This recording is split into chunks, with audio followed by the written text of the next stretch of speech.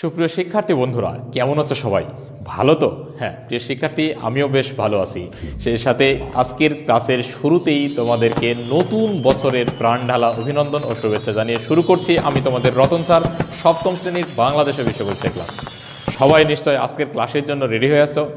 হ্যাঁ প্রিয় শিক্ষার্থী, চলো শুরু করা যাক আজকের ক্লাস। আমরা আজকে সপ্তম শ্রেণীর বাংলাদেশের বিষয় পরিচয় বই থেকে প্রথম অধ্যায় বাংলাদেশের স্বাধীনতার সংগ্রাম চ্যাপ্টার থেকে পার্ট 1 রাষ্ট্রভাষা আন্দোলন নিয়ে আলোচনা করব। সবাই আজকের ক্লাসের জন্য রেডি তো?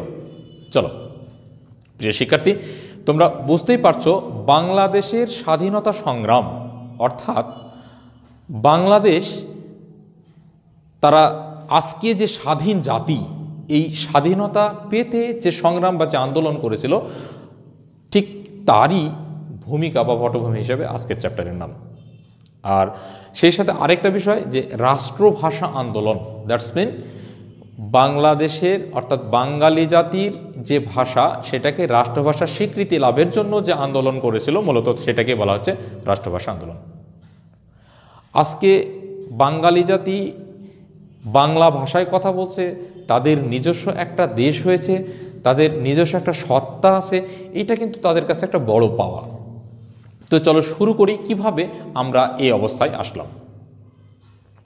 প্রথমে যখন পুরো রাষ্ট্র অর্থাৎ ভারত, পাকিস্তান, বাংলাদেশ এই তিনটি মিলে ভারতীয় উপমহাদেশ নামে একটা রাষ্ট্র ছিল, সেই ভারতীয় উপমহাদেশ অর্থাৎ ভারত থেকে দুই ভাগে ভাগ হলো এই দেশটা।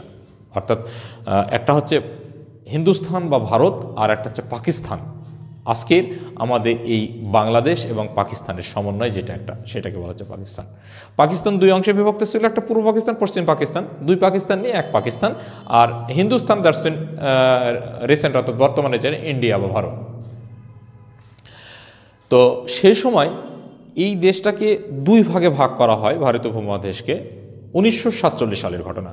1947 সালে পাকিস্তান স্বাধীনতা লাভ, অর্থাৎ ভারত এবং পাকিস্তান দুই ভাগে ভাগ হলো, তাই পাকিস্তানের স্বাধীনতার কথা বলা হচ্ছে। পাকিস্তান স্বাধীনতা লাভের পর থেকেই আমাদের অর্থাৎ বাঙালিদের প্রতি একটা বৈষম্যের সৃষ্টি হয়। তো শুরুতে মোহাম্মদ আলী জিন্নাহ, যিনি গভর্নর ছিলেন, উনি বলেছিলেন যে মুসলিম, হিন্দু, খ্রিস্টান, বৌদ্ধ কিংবা পাঞ্জাবি, বাঙালি, সিন্ধি, পাখতুন সকলে পরিচয় ভুলে আমরা এখন এক পাকিস্তান। কখন বললেন? যখন সেই ভারত অর্থাৎ ভারতীয় উপমহাদেশ থেকে দুই ভাগ হয়ে পাকিস্তান আলাদা রাষ্ট্র গঠন করলো, ঠিক তখন। তাদের কথার মধ্যে কি ছিল? যে মুসলিম, হিন্দু, খ্রিস্টান, বৌদ্ধ কিংবা পাঞ্জাবি, বাঙালি, সিন্ধি, পাখতুন সকলে, এতগুলো জাতি সকলে নিজেদের মানে এই যে আমরা এক একটা জাতি, হিন্দু, মুসলিম, বৌদ্ধ, খ্রিস্টান, এই জাতিগত বিষয়টা ভুলে মনে করতে হবে আমরা সকলে এক, আমরা এক পাকিস্তান। তার ভাষার মধ্যে বিশাল একটা জোরালো শক্তি প্রকাশ পায়। বাট পরক্ষণেই এই পাকিস্তান এই বিষয়টিকে টিকিয়ে রাখতে যে বিশেষ করে ইসলাম ও উর্দু ভাষার উপর জোর দেয়। কি দাঁড়াইল? বলল এক কথা আর কাজ করলো আরেকটা। শুধুমাত্র এতগুলো ধর্মবর্ণের লোক থাকা সত্ত্বেও বলছে কি ইসলাম ও উর্দু ভাষার উপর জোর দেয়। আচ্ছা, ইসলাম ধর্মাবলম্বী যেহেতু অনেক ছিল, বিষয়টা অনেকে মেনে নিল, উর্দু ভাষা কেন? সে সময় টোটাল জনসংখ্যা ছিল প্রায় 6,90,00,000। এই 6,90,00,000-এর মধ্যে প্রায় 4,40,00,000 লোকই ছিল বাঙালি, আর প্রায় 2.5 কোটি ছিল উর্দু সহ আর অন্যান্য ভাষার। এই যে এতগুলো ভাষা যেটা বললাম, উর্দু সহ আর অন্যান্য ভাষা ছিল প্রায় 2.5 কোটি। অথচ এই সংখ্যাগুরু অর্থাৎ বেশি সংখ্যার লোকেদের ওপর সংখ্যালঘুর ভাষা চাপিয়ে দেওয়া হচ্ছিল। বিষয়টা বোঝো। ঠিক তখনই শুরু হলো আন্দোলন। সে সময় সর্বপ্রথম ধীরেন্দ্রনাথ দত্ত নামের এক ভদ্রলোক, উনি প্রথম বাংলা ভাষাকে রাষ্ট্রভাষা করার প্রস্তাব দেন। কার নাম বললাম? ধীরেন্দ্রনাথ দত্ত। তিনি সর্বপ্রথম বাংলা ভাষাকে রাষ্ট্রভাষা করার দাবি জানান। অর্থাৎ বাঙালিদের কিন্তু এরকমটি মনোভাব ছিল না যে উর্দুকে বাদ দিয়ে বা উর্দুকে হটিয়ে বাংলাকেই শুধু একমাত্র রাষ্ট্রভাষা করা হোক, এমনটি নয়। তারা চেয়েছিল, অর্থাৎ আমরা চেয়েছিলাম যে উর্দু ভাষা আছে থাক, উর্দুর পাশে বাংলাকেও রাষ্ট্রভাষার স্বীকৃতি বা মর্যাদা দেওয়া হোক, বাট তারা সেটা মেনে নেননি। যখন 1948 সালে মার্চ মাসে ঢাকা বিশ্ববিদ্যালয়ের কার্জন হলে যখন মোহাম্মদ আলী জিন্নাহ বললেন যে Urdu and Urdu state language of Pakistan, অর্থাৎ উর্দু এবং উর্দুই হবে পাকিস্তানের একমাত্র রাষ্ট্রভাষা, ঠিক তখনই ছাত্র জনতা নানা ধ্বনিতে প্রতিবাদ করেন। পরবর্তীতে এই অবস্থা, অর্থাৎ ধীরেন্দ্রনাথ দত্ত প্রস্তাব দিলেন, তারপরে এসে তৎকালীন প্রধানমন্ত্রী লিয়াকত আলী খান এই বিষয়টি মানলেন না।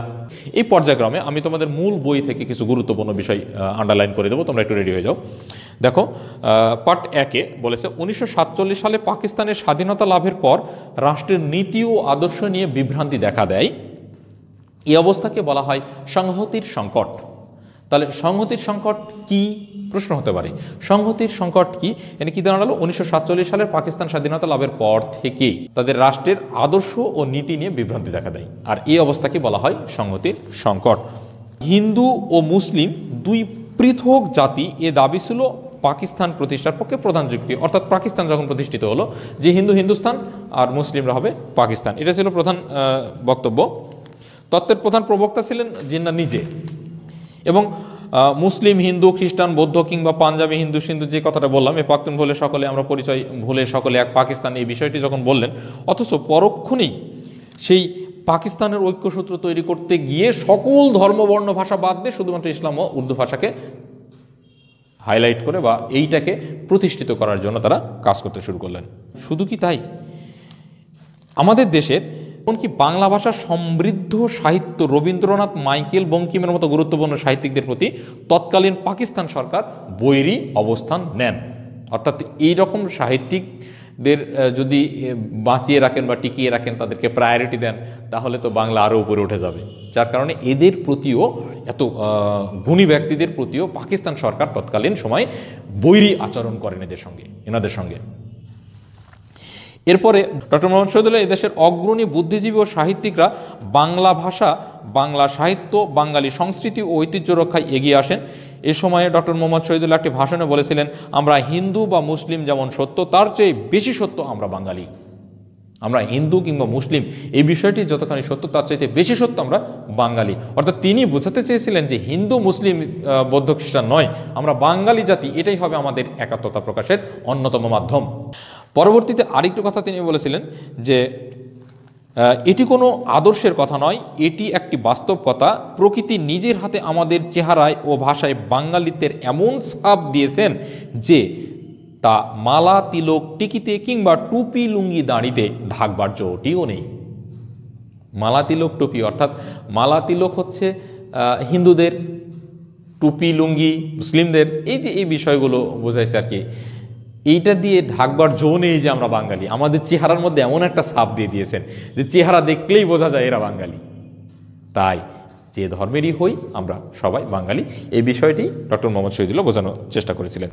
সবচাইতে কষ্টের বিষয়, আমাদের অনেক বাঙালিরাও এই পাকিস্তানের, যেগুলোকে আমরা সোজা বাংলা ভাষায় বলি পাচাটা গোলাম, এই বাংলাদেশে অর্থাৎ এই পাকিস্তানে উর্দুকে রাষ্ট্রভাষার পক্ষে অবস্থান নিয়েছিলেন।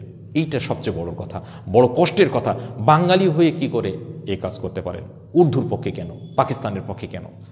এভাবে গণপরিষদে বাঙালি সদস্য, যার কথা বলেছিলেন আমি ধীরেন্দ্রনাথ দত্ত, বাঙালি সদস্য 71-এর শহীদ ধীরেন্দ্রনাথ দত্ত রাষ্ট্রভাষা বাংলার পক্ষে প্রস্তাব উত্থাপন করেন, কিন্তু প্রধানমন্ত্রী লিয়াকত আলী খান এ প্রস্তাবের তীব্র প্রতিবাদ করেন।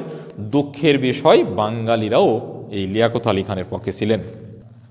গুরুত্বপূর্ণ কয়েকটা কথা বলবো এখানে, দেখো সবশেষ লাইন। এখানে মাতৃভাষার অধিকারের জন্য এদেশে একাধিক উদ্যোগের কথা জানা যায়। এর মধ্যে প্রগতিশীল রাজনীতিবিদ ও ঢাকা বিশ্ববিদ্যালয়ের ছাত্রদের সমন্বয়ে সর্বদলীয় রাষ্ট্রভাষা সংগ্রাম পরিষদ গঠিত হয়। এর নেতৃত্বে ছাত্র ও তরুণদের মধ্যে সক্রিয় ছিলেন কাজী গোলাম মাহবুব, শওকত আলী, কাজীউল হক, মোহাম্মদ তোয়াহা, আব্দুল মতিন, বঙ্গবন্ধু শেখ মুজিবুর রহমান সহ প্রমুখ, আরও অনেকে। তো এরপরে আমরা পরবর্তীতে 1948 সালের ঘটনা জানব। তো আজকের সামারাইজ আমি আরেকবার বলে দিচ্ছি প্রিয় শিক্ষার্থী, আজকের ক্লাসের বিষয়বস্তু যে সর্বপ্রথম 1947 সালে আমাদের দেশভাগ হয়, অর্থাৎ ভারত পাকিস্তান আলাদা হয়। কত সালে বললাম? 1947 সালে ভারত পাকিস্তান দুই ভাগে বিভক্ত হয়। পাকিস্তান স্বাধীনতা লাভের পর থেকেই অর্থাৎ বাঙালি জাতির উপর একটা বৈষম্যের পরিস্থিতি সৃষ্টি হয়। পাকিস্তান স্বাধীনতা লাভের পর মোহাম্মদ আলী জিন্নাহ বলেন যে হিন্দু, মুসলিম, বৌদ্ধ, খ্রিস্টান, পাক্তুন যত ধর্মবর্ণ জাতি আছে, আজকে আমরা সব ভেদাভেদ ভুলে আমরা এক পাকিস্তান, এই মর্মে কাজ করতে হবে।